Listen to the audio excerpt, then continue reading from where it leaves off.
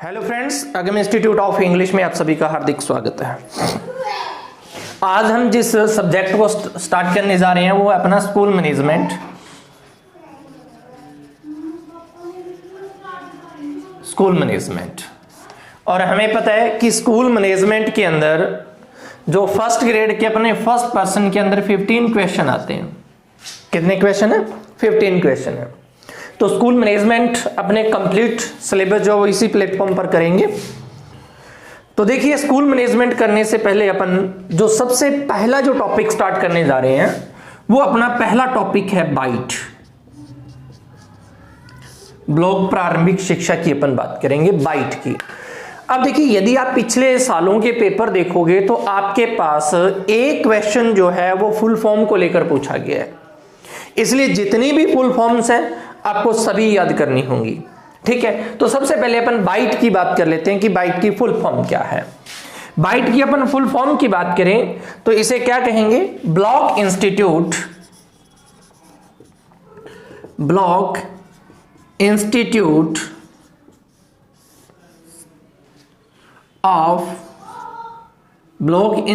Of education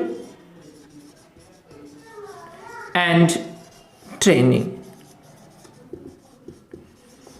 देखिए, block institute of education and training बाइट की फुल फॉर्म है। अब बाइट का यूज जो है, बाइट की यदि अपन बात करें तो बाइट जो है ये प्रारंभिक शिक्षा के लिए है। किसके लिए है? ये प्रारंभिक शिक्षा के लिए है। और इस बाइट की स्थापना कहां की जा रही है? देखिए, बाइट की स्थापना क्या है कि ऐसा जो अपने EBBS हैं, EBBS यानी कि ऐसे क्षेत्र जो एजुकेशन की दृष्टि से या जहां प्राथमिक शिक्षा जो है वो पिछड़ी हुई है, वहां यूज की स्थापना किसकी की जाएगी? बाइट की स्थापना की जाएगी। क्लियर? किसकी स्थापना की जाएगी? बाइट की स्थापना की जाएगी। बाइट किसके लिए है? प्रारंभिक शिक्षा के लिए। जब प्रारंभिक शिक्षा की अपन बात करें तो आपको कुछ चीजें, फैक्ट याद रखने पड़ेंगे। सबसे पहले हम बात करते हैं 1910 में गोखले बिल की। किसकी बात करेंगे? गोखले बिल की। 1910 के अंदर सर्वप्रथम गोखले ने केंद्रीय विधानसभा के अंदर यह प्रारंभिक शिक्षा जो थी, प्रारंभिक शिक्षा, निःशुल्क प्रारंभिक शिक्षा का इन्होंने क्या किया था? बिल पेश किया था 1910 के अंदर, जो पास नहीं हो पाया। सबसे पहले गोखले ने 1910 के अंदर प्रारंभिक शिक्षा, निःशुल्क प्रारंभिक शिक्षा के लिए केंद्रीय असेंबली के अंदर बिल पेश किया था, जो पास नहीं हो पाया था। उसके बाद में हम बात करें 1937 के अंदर वर्धा योजना की। वर्धा योजना, और आपको पता है वर्धा योजना जो थी ये महात्मा गांधी ने हरिजन नामक समाचार पत्र के अंदर, हरिजन समाचार पत्र के अंदर इसका प्रकाशन किया था इन्होंने। हरिजन समाचार पत्र, ये भी क्वेश्चन पूछ लेते हैं। वर्धा योजना 1937 हरिजन समाचार पत्र के अंदर इन्होंने प्रकाशित किया। तो इन्होंने भी, महात्मा गांधी ने भी 7 से 14 साल के बच्चों के लिए निःशुल्क शिक्षा की बात की। निःशुल्क प्रारंभिक शिक्षा, किसकी बात की है? निःशुल्क प्रारंभिक शिक्षा की बात की है। अब देखिए, जब अपन प्रारंभिक शिक्षा के बारे में बात कर रहे हैं, हम बाइट के बारे में बात कर रहे हैं, तो बाइट की फुल फॉर्म की यदि अपन बात करें, block institute of education and training. Full form कहां स्थापित होगी, कहां इनकी स्थापना की जाएगी?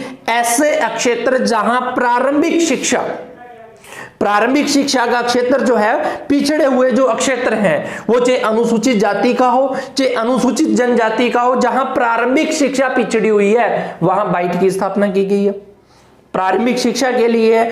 लेकिन हम यदि यहां बात करें कि सबसे पहले बात प्रारंभिक शिक्षा के लिए अपन बात करें तो गोखले बिल आता है 1910 का, जिसके अंदर उन्होंने प्रारंभिक शिक्षा, केंद्रीय असेंबली के अंदर उन्होंने बिल रखा था निःशुल्क प्रारंभिक शिक्षा के लिए, जो पास नहीं हो पाया।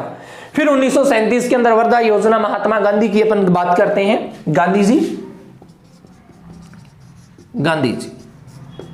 ठीक है, इन्होंने हरिजन समाचार पत्र के अंदर अपनी ये योजना को प्रस्तुत किया था और उन्होंने कहा था कि 7 से 14 साल तक के बच्चों की सरकार जो है वो निःशुल्क शिक्षा की व्यवस्था करे। क्लियर। अब उसके बाद में अपन बात करें, इसी क्रम को ध्यान में रखते हुए, ये ध्यान में रखना, इसी क्रम को ध्यान में रखते हुए हम जो चर्चा करेंगे आगे कि सबसे पहले स्वतंत्रता के बाद यदि अपन बात करें तो देखिए जो राष्ट्रीय शिक्षा नीति है, राष्ट्रीय शिक्षा नीति 1986 और एनसीएफ 2005, एनसीएफ 2005 और आरटीई 2009 के तहत जो प्रारंभिक शिक्षा का जो लक्ष्य है, प्रारंभिक शिक्षा के लक्ष्य को प्राप्त करने हेतु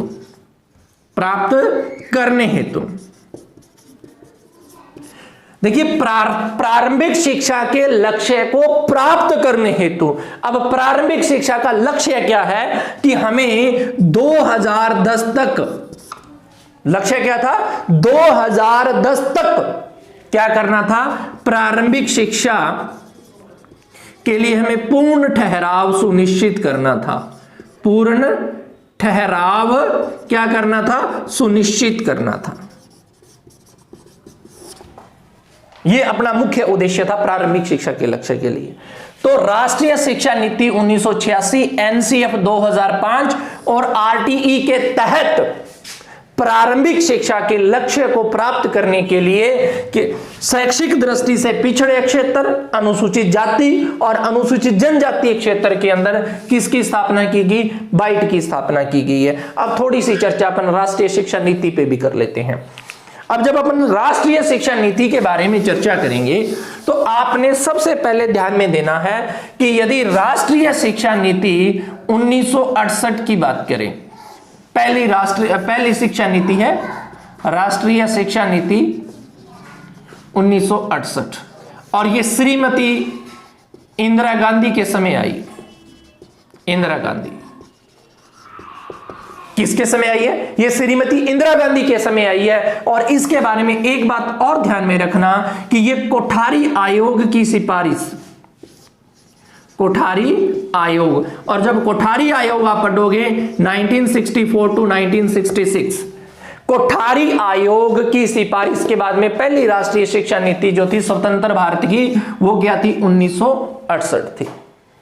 दूसरी राष्ट्रीय शिक्षा नीति की अपन बात करें, दूसरी शिक्षा नीति जो आई है वो आई है 1986 में। ये आई है श्री राजीव गांधी के काल में, श्री राजीव गांधी के काल में, राजीव गांधी के काल में। और फिर इस 1986 की जो शिक्षा नीति थी, इसके अंदर 1992 में कुछ संशोधन किए गए, कुछ क्या किए गए, संशोधन किए गए। और 1986 का जो संशोधित रूप जो था वो 1992 था। ये पीवी नरसिम्हा राव के टाइम में आया, श्री पीवी नरसिम्हा राव के समय। क्लियर। उसके बाद में हम बात करें एनसीएफ 2005 की, सॉरी 1992, और उसके बाद में यदि हम वर्तमान शिक्षा नीति की बात करें तो 21वीं सदी की पहली, और वैसे क्रम में ये तीसरी है, क्रम में पूछे तो तीसरी है, 21वीं सदी की पहली 34 साल बाद में भारत को नई शिक्षा नीति मिली है जिसका नाम क्या है, राष्ट्रीय शिक्षा नीति, राष्ट्रीय शिक्षा नीति 2020। 34 साल बाद में, 34 साल बाद में ये राष्ट्रीय शिक्षा नीति है, ये ध्यान रखना। कितने साल बाद में आई है, 34 साल बाद में आई है, 21वीं सदी की पहली है राष्ट्रीय शिक्षा नीति 2020। और ये आपको पता है किसके काल में आई है, श्री नरेंद्र मोदी जी के काल में आई है। क्लियर। अब उसके बाद में ये तो थी हमारी राष्ट्रीय शिक्षा नीति की बात कर रहे थे। राष्ट्रीय शिक्षा नीति 1968 श्रीमती इंदिरा गांधी के काल में, ये कोठारी आयोग की सिफारिश के आधार पर आई थी। राष्ट्रीय शिक्षा नीति 1986 राजीव गांधी के काल में, और इसके अंदर संशोधन किया गया था पीवी नरसिंह राव की सरकार के समय।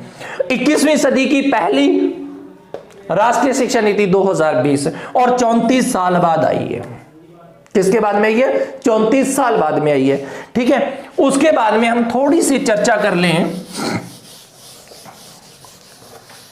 एनसीएफ 2005 की। और आपको पता है एनसीएफ 2005 जो है ये किसकी अध्यक्षता में आया है? प्रोफेसर यशपाल की अध्यक्षता में। ठीक है, प्रोफेसर यशपाल की अध्यक्षता में शिक्षा बिना बोझ, शीर्षक इसका क्या था? शिक्षा बिना बोझ। शीर्षक इसका था शिक्षा बिना बोझ। ठीक है, और इसके अंदर जो राजस्थान के जो व्यक्ति इसके अंदर जो शामिल थे वो थे श्री रोहित धनकर। रोहित धनकर इस एनसीएफ 2005 के एक सदस्य थे। क्लियर? उसके बाद में आरटीई एक्ट आपको पता ही है, आरटीई 2009। इन सभी के तहत, ठीक है, ऐसे अक्षेत्र देखिए अनुसूचित, ऐसे अक्षेत्र जहां क्या है? प्राथमिक शिक्षा या प्रारंभिक शिक्षा का लक्ष्य प्राप्त करने हेतु किसकी स्थापना की गई है? बाइट की स्थापना की गई है। किसकी स्थापना की गई है? बाइट की स्थापना की गई है। बाइट के बारे में हमने बात की कि बाइट की फुल फॉर्म क्या है? Block institute of education and training. ये तो था जी बाइट। अब हम बात करें राजस्थान के बारे में इस बाइट की, तो देखिएगा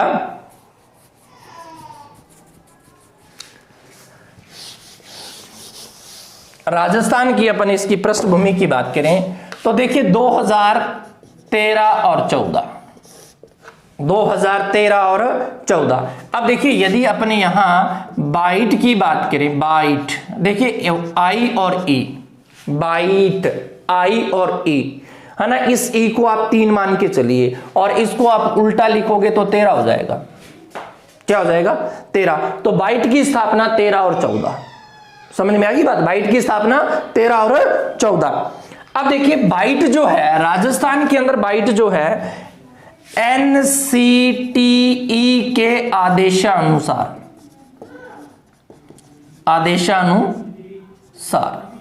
देखो एनसीटीई के आदेशानुसार national council for teacher education, full form क्या है इसकी?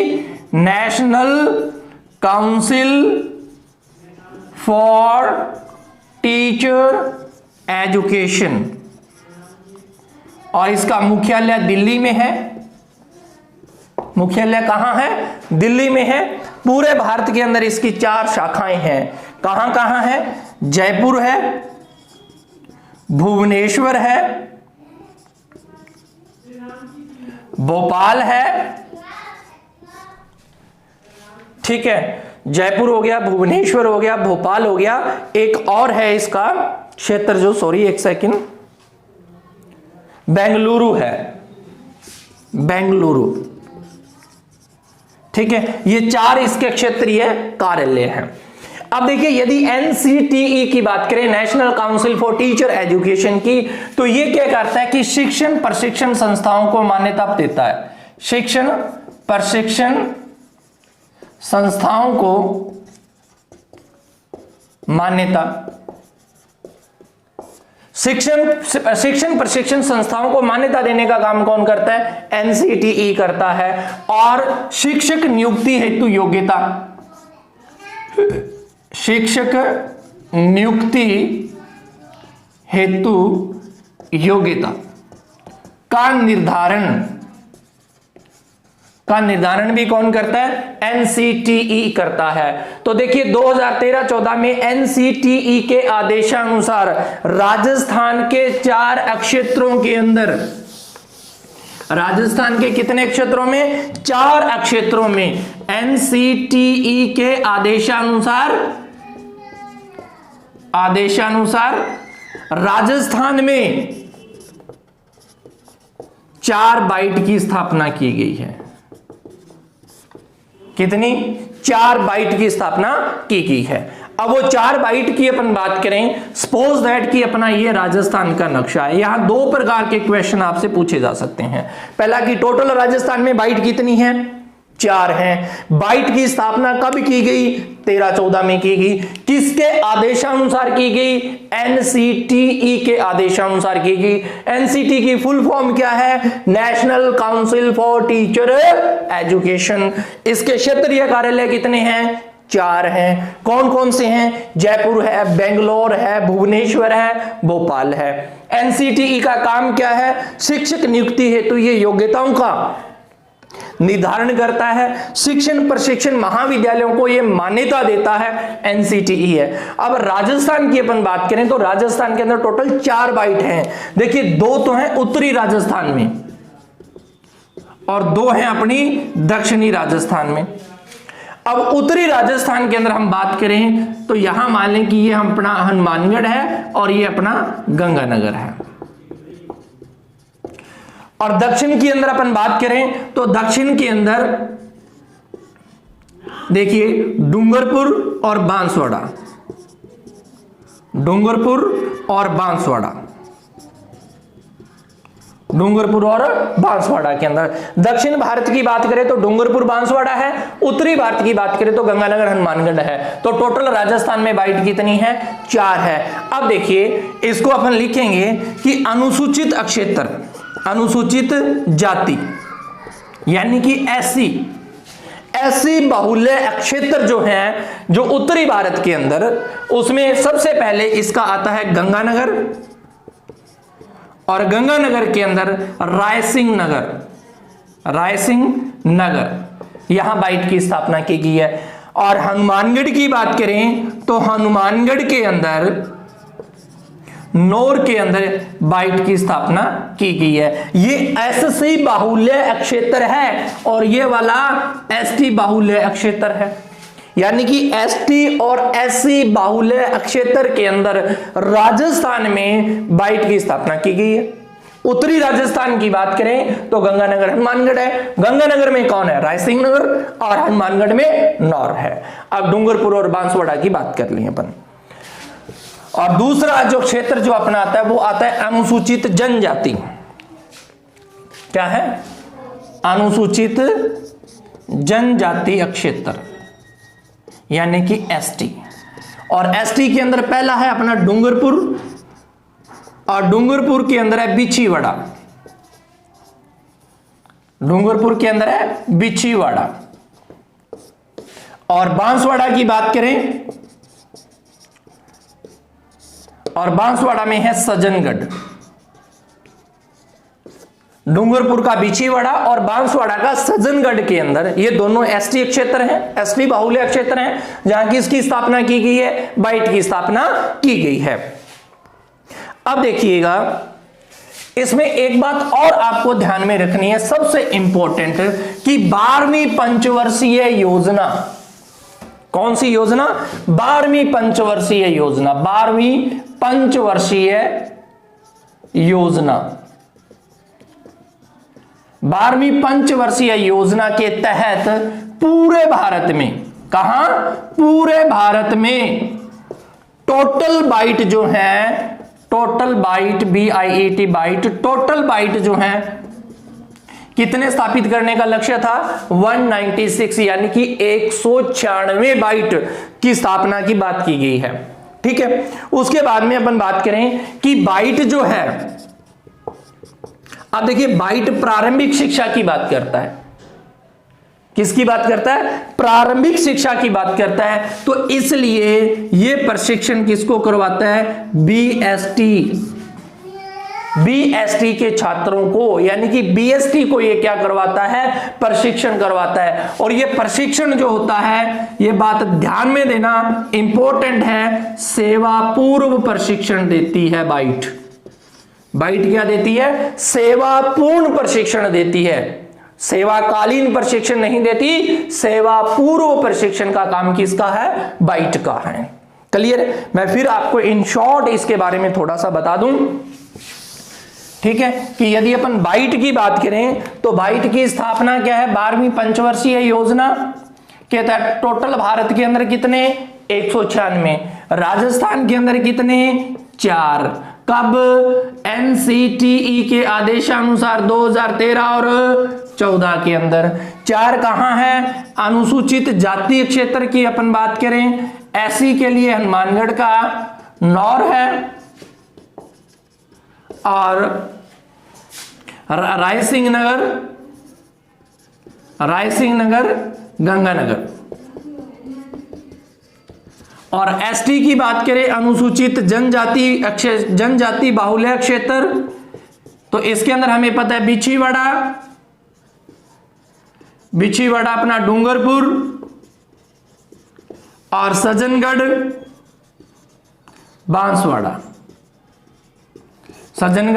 बांसवाड़ा के अंदर ये 4 बाइट की स्थापना की गई है। कब, 2013-14 में। किसके आदेशानुसार, एनसीटीई के आदेशानुसार।